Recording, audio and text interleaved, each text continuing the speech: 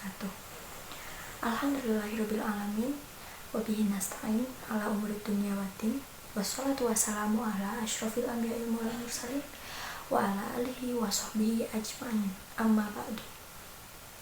Pertama-tama, marilah kita panjatkan puji syukur kepada Allah Subhanahu wa taala yang telah memberikan rahmat dan hidayahnya sehingga kita dapat merasakan nikmat iman Islam, kesehatan, waktu, dan masih banyak lagi hal yang telah kita nikmati hingga detik ini. Salawat serta salam marilah kita panjatkan pada Rasulullah Muhammad SAW, Khatimul Anbiya, Nabi umat akhir zaman. Dengan darah, keringat, dengan air mata beliaulah kita dapat menikmati kondisi yang lebih baik dengan berpegang teguh pada agama Islam. Pada kesempatan kali ini, saya akan menyampaikan materi mengenai menjauhi dosa besar. Setan selalu menggoda manusia untuk selalu berbuat dosa. Salah satunya dalam kisah Nabi Adam alaihissalam yang tergoda untuk memakan buah huldi. Dalam sebuah hadis dikatakan, kullu ibni Adam khotoun wa khairul khotoina at-tawwabuna, yang bermakna setiap anak Adam pasti berbuat dosa dan sebaik-baik pembuat dosa adalah mereka yang bertaubat. Hadis riwayat Tirmizi.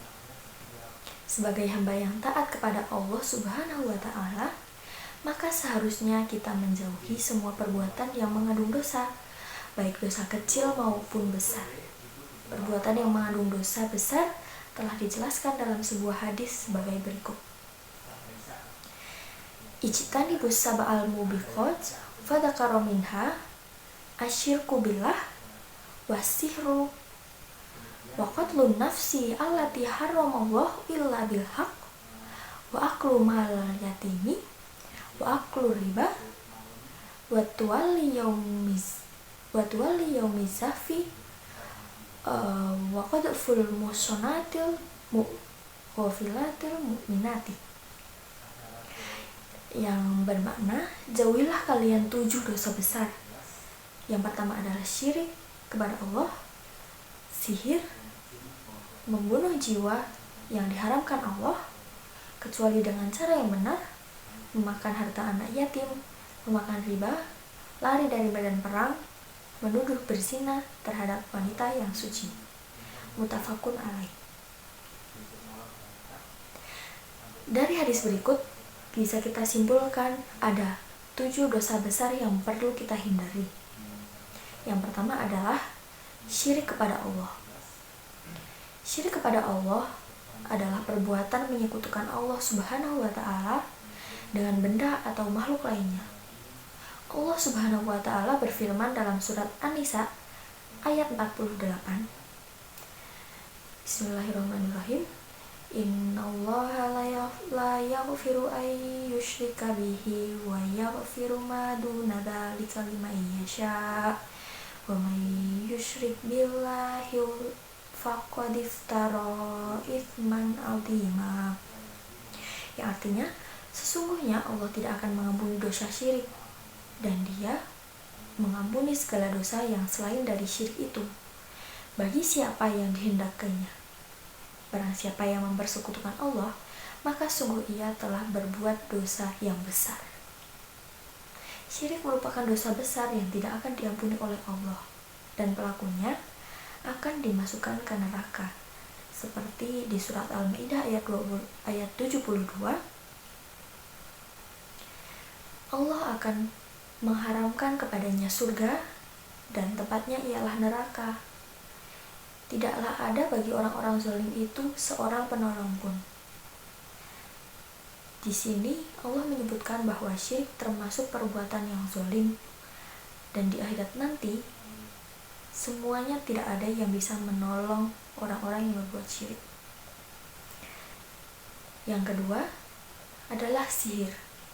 Banyak sekali jenis-jenis sihir. Adapun sihir termasuk bagian dari kekafiran dan dosa besar. Salah satu contoh bentuk sihir yang biasa terdapat di masyarakat adalah pertunjukan orang yang biasa memakan paku, kaca, dan lain sebagainya. Hal tersebut merupakan salah satu hasil kolaborasi manusia yang ingkar kepada Allah Subhanahu wa taala dengan setan. Kita juga harus waspada kepada segala bentuk syirik dalam lingkungan, karena syirik adalah salah satu dosa besar. Kesyirikan juga telah difirmankan oleh Allah dalam surat Al-Baqarah ayat 102 yang bermakna, dan mereka mengikuti apa yang dibaca oleh setan-setan pada masa kerajaan Sulaiman. Sulaiman itu tidak kafir, tetapi setan-setan itulah yang kafir.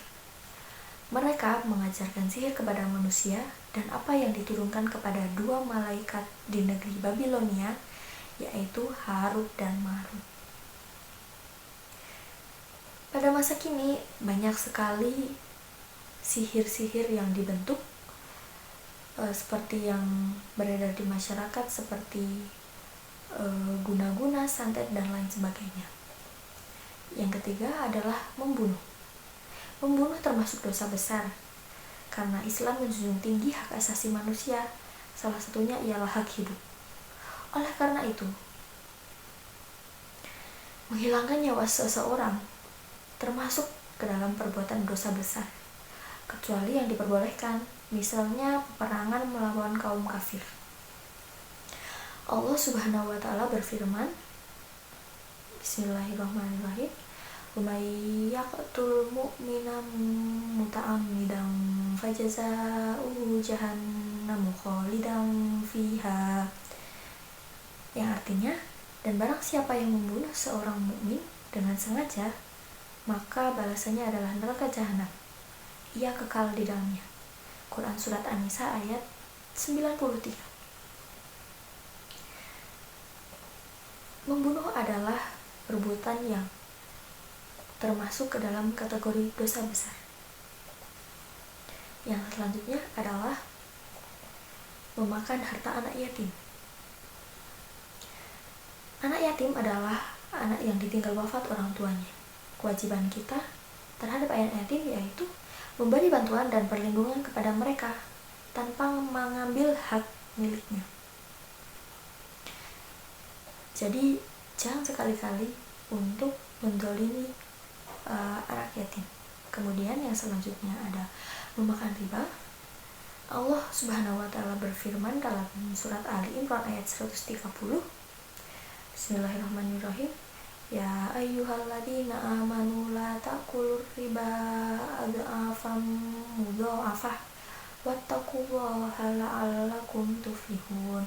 Yang artinya, hai orang-orang yang beriman, janganlah kamu memakan riba dengan berlipat ganda, dan bertakwalah kamu kepada Allah supaya kamu mendapatkan keberuntungan. Hal ini sangat dilarang oleh Allah karena riba termasuk dalam golongan orang yang mendolimi saudaranya. Yang selanjutnya adalah lari dari medan perang. Lari dari medan perang adalah sebuah kondisi di mana saat terjadi peperangan dan semua orang sedang mempertahankan diri melawan penjajah. Tetapi ia melarikan diri dari peperangan itu untuk selamat dan mencari keuntungan diri sendiri. Allah Subhanahu wa Ta'ala berfirman dalam surat Al-Anfal ayat 16 yang bermakna, barang siapa yang membelakangi mereka atau mundur di waktu itu kecuali berbelok untuk siasat perang atau hendak menggabungkan diri dengan pasukan yang lain, maka sesungguhnya orang itu kembali dengan membawa kemakmuran dari Allah, dan tempatnya ialah neraka jahanam, dan amat buruklah tempat kembalinya.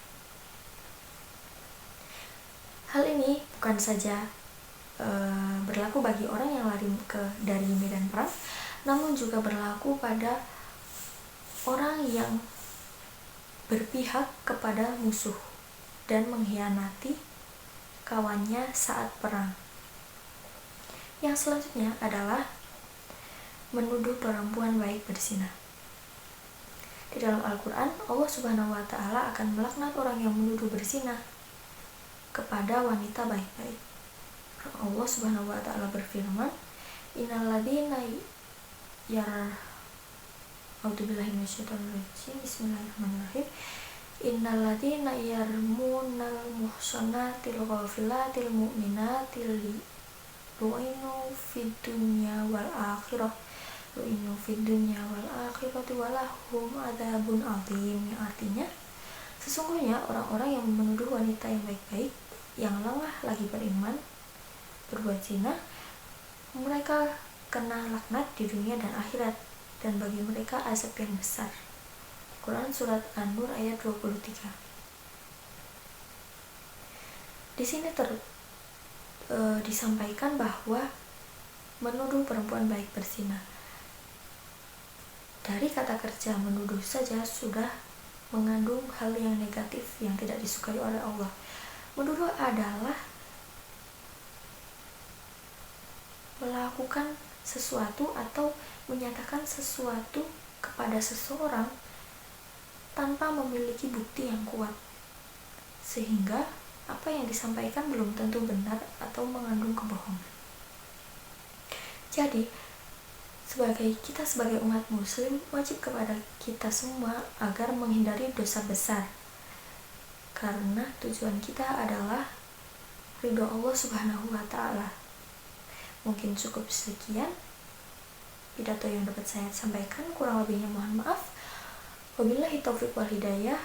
Wassalamualaikum warahmatullahi wabarakatuh.